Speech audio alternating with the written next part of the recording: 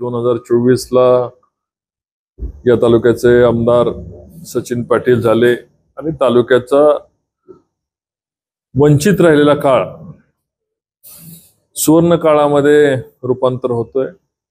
964 कोटी रुपयाच्या टेंडरला शासनाने काल मान्यता दिली, म्हणून महाराष्ट्र राज्याचे मुख्यमंत्री आदरणीय देवेंद्रजी फडणवीस साहेब, उपमुख्यमंत्री आदरणीय शिंदे साहेब, उपमुख्यमंत्री आदरणीय अजितदादा पवार साहेब आणि कृष्णा खोरे महामंडळाचे अध्यक्ष आणि या पाटबंधारे खात्याचे मंत्री आदरणीय विखे पाटील साहेब, या सर्वांचा आभार मी फलटण तालुक्याच्या वतीने, माळशिरस तालुक्याच्या वतीने मी आज या ठिकाणी मानतोय।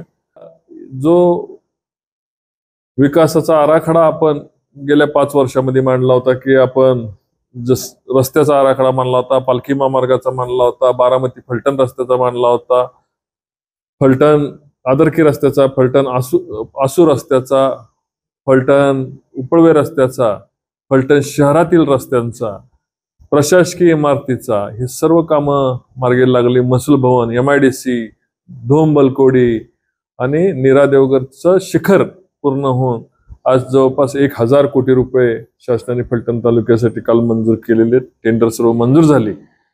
आणि आता जे बोगस टेंडरचा यांनी आरोप केला होता की कामं होणारच नाहीत, निवडणुकीच्या काळापुरती टेंडर काढली आणि परत कामं होणार नाहीत, आज फलटण तालुक्यामधल्या हा पहिला फलटण तालुक्यामधला पहिला PDNचा प्रयोग असणार आहे की तो शेतकऱ्याच्या दारामध्ये पाणी न्यायचा सर्व खर्च सहित जवळपास 1000 कोटी रुपये फलटण तालुक्याला मिळालेत। येणाऱ्या 15-20 दिवसामध्ये फलटण तालुक्यातली सर्व कामं एका वेळेस चालू होतील। अंदाजे जवळपास 100 ठिकाणी कामं, 100 पेक्षाही जास्त मशीन्स त्या ठिकाणी काम करतील। महाराष्ट्राचं कसं दोन्ही लवादामध्ये महाराष्ट्राचं नुकसान झालं आणि दुसऱ्या लवादाच्या वेळेस कोण त्या ठिकाणी मंत्री होते हे आपल्या सगळ्यांना वेगळं काही सांगायची गरज नाही। आणि महाराष्ट्राला 81 TMC पाणी मिळालं आणि इतर राज्याला 150 पावणे 200 TM पाणी इथं सातारा जिल्ह्यातलं, कृष्णा नदी आपल्या इथं, कृष्णा उपनद्या आपल्या इथं, खोरं आपल्या इथं आणि पाणी इतर राज्यांना मिळालं। महाराष्ट्राची त्याच्यामध्ये पिछेहाट झाली आणि महाराष्ट्राचं अपयश झालं। नेहमी छाती ठोकून सांगणारे या फलटणचे माजी मंत्री रामराजे साहेब, त्यांनी कधी लवाद वाचलाय की नाही आणि महाराष्ट्राचं आणि या तालुक्याचं आणि सातारा जिल्ह्याचं नुकसान त्यांनी काय केलंय याचाही त्यांनी कधीतरी अभ्यास करावा। मी आमदार साहेबांचं मनापासून या संपूर्ण लवाद असो किंवा बाकीच्या गोष्टीत त्यांनी ज्यांची कारकीर्द चांगली चालवली त्याबद्दल मी त्यांचं तुमच्या सगळ्यांच्या वतीने मी आभार व्यक्त करतो। येणाऱ्या काळामध्ये फलटण तालुक्यामध्ये जी स्वप्न फलटण तालुक्यातल्या सर्वसामान्य कुटुंबांनी बघितली असतील, नोकऱ्यांची असतील, आता कमींच्या विषयावर लोकांची बऱ्याचशा अडचणी होत्या।